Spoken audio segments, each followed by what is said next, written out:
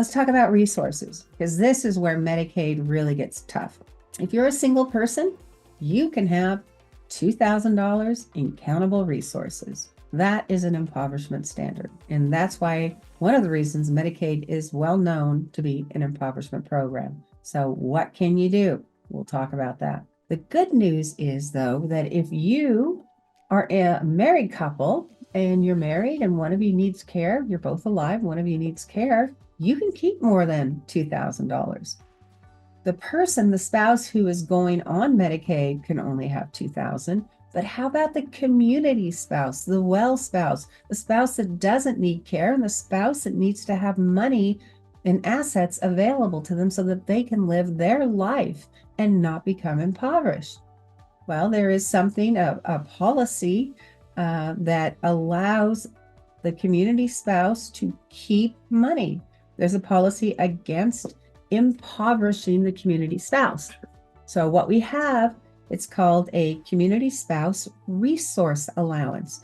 And in the state of Washington, our rule says that the community spouse can keep at a minimum $68,301, and at a maximum, what countable resources can they keep? $154,140. For many people, that's all they need is just Medicaid's community spousal resource allowance. For others, that still would require a spend down of money. We'll talk about how to avoid that. But what I want you to understand is, for couples, they can keep far more money than a single person can under Medicaid's rules in Washington state. Oh, I just talked about what are countable resources. What's a countable resource? Money in the bank, an IRA, a 401k, investment money. What's not a countable resource? A whole lot of things are not countable. And this is a great planning opportunity. So what's not countable? Your house is not a countable resource. So let's say you are a married couple. Never will your house be counted. Great news. Your house can be worth $400,000, $800,000, $1.2 million, whatever. Your house doesn't count against you. So for many people, their house is one of their largest assets. So that's really good news. You don't have to sell the house, spend down all that money. If you are a single person, I have more good news.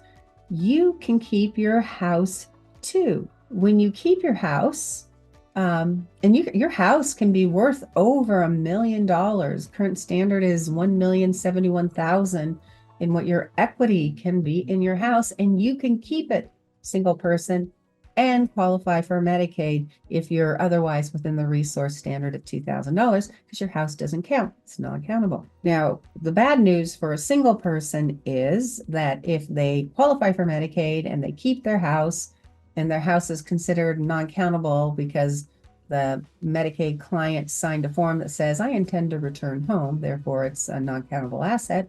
When they die, if nothing else has been done to protect that asset, the state will have a lien against the asset. So one of the things that's really important for single people is work with an elder law attorney to see what can be done to avoid the state's lien on that house. So non-countable assets, your house, one car, all your personal property, all your stuff, a life insurance policy if the face value is $1,500 or less, some long-term care insurance policies, partnership policies they're called. Oh, a burial plan, an irrevocable burial plan, or a burial plot or irrevocable burial plan. That's pretty much covers it. What I'm saying is that when you're looking at what your situation is and you're thinking, oh, I need to sell my house, or you don't know what to do, keep in mind that Medicaid's rules are pretty complicated, and it could be that you qualify for Medicaid